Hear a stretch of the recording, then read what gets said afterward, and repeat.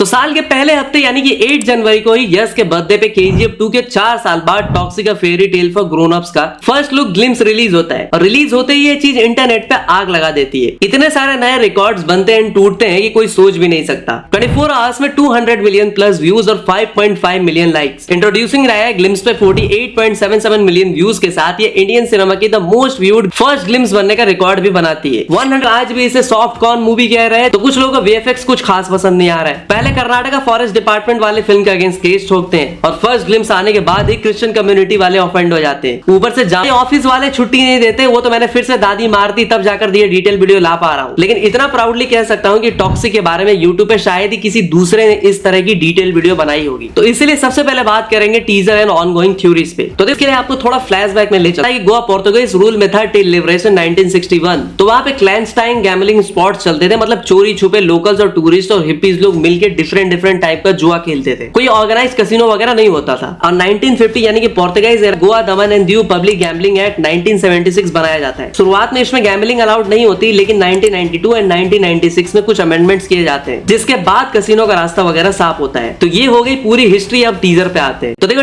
फिर 0.8 सेकंड पे वो चारों तरफ आग लगना, फिर बर्फ पे सारे लोग खड़े पड़े होते हैं, सिर्फ राया खड़ा होता है। इससे यह पता चलता है कि राया एक रूथलेस एकदम हरामी टाइप कैरेक्टर है जो जरूरत पड़ने पर अपने पूरे सिंडिकेट के अगेंस्ट भी जा सकता है। इसके बाद राया अकेले खड़े होकर दारू पीता है और उसके ठीक बाद हमें गाड़ियों का काफिला हमें रॉयल सर्कस की तरफ जाते हुए दिखता है। और इस सर्कस को याद रखना क्योंकि इससे बहुत कुछ जुड़ा हुआ है। तभी अगले सीन में हमें दिखता है किसी बंदे के साथ बहुत सारे लोग खड़े हैं और तभी रॉयल सर्कस में जोकर के फेस मास्क में एक बंदे की एंट्री होती है। और मैं दावे के साथ कह सकता हूँ कि जिस तरह से घूम के ये लुक देता है ये बंदा फिल्म में या तो विलन है या फिर कोई प्रोमिनेंट कैरेक्टर। फिर 0.22 सेकंड पर ट्रेन के सामने राया खुद खड़ा होता है, या तो अपना माल रिसीव करने आया है या फिर दूसरे का लूटने। तभी 0.23 पे पोर्ट के सीन्स भी दिखाए जाते हैं। वही अगर आप थोड़ा ध्यान से देखोगे तो किसी को जलाया जा रहा होता है और किसी को पोल से बांध के रखा गया होता है। गैंग वॉर स्टार्ट हो चुकी होती है। तभी अगले सीन में किसी आइसलैंड टाइप जगह पे बर्फीले पहाड़ों के बीच से हमें 0.25 पे कार्गो 6 भी आते हुए दिखते हैं। 0.25 पे हमें कार्गो एयरक्राफ्ट भी आते हुए दिखते हैं। अब जिसे कई लोग BGMI से कंपेयर कर रहे थे, अब वो बर्फ में राया ने सबको पहले मारा होता है, फिर 0.43 पे बर्फ में पैराशूट से लैंड करके फाइट करने वाले ये सीन मैं कह सकता हूँ ये पक्का नीदरलैंड एम्स्टरडैम का ही होगा।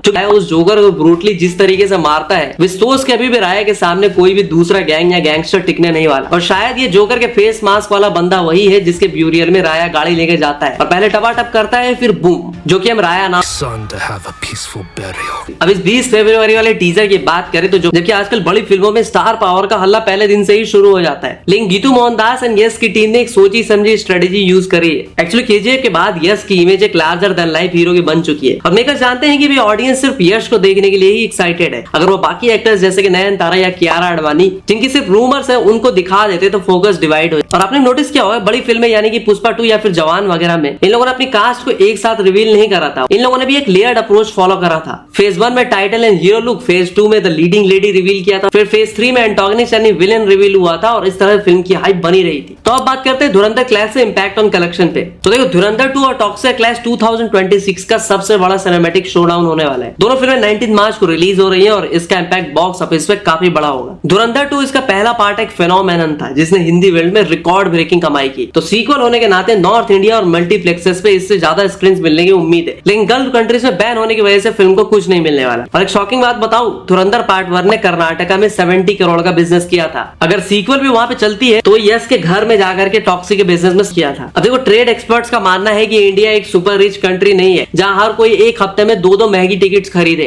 खास करके मल्टीप्लेक्स की 300 to 500 रुपए की टिकट्स। संजय गुप्ता जैसे डायरेक्टर का कहना है कि ये क्लैश अनफॉर्चुनेट है क्योंकि दोनों फिल्में एक दूसरे का बिजनेस खा जाएंगी। राम गोपाल वर्मा ने तो इस क्लैश को धुरॉक्सिक का नाम दे दिया है और खासकर KGF 2 के 4 साल बाद टॉक्सिक अनाउंस हुई थी। अब देखो दो बड़ी फिल्में अगर एक साथ आती है तो स्क्रीन डिवाइड को प्रोड्यूस भी किया है। वैसे जुगाड़ वालों की बात छोड़ो, आप बताओ कि आप किस फिल्म को थिएटर में एक्सपीरियंस करने जा रहे हो। आई मीन किसे सपोर्ट करोगे? अपनी अपनी पावर कमेंट सेक्शन में जरूर दिखाओ। तो मिलते हैं अगली वीडियो में, तब तक के लिए हर हर महादेव।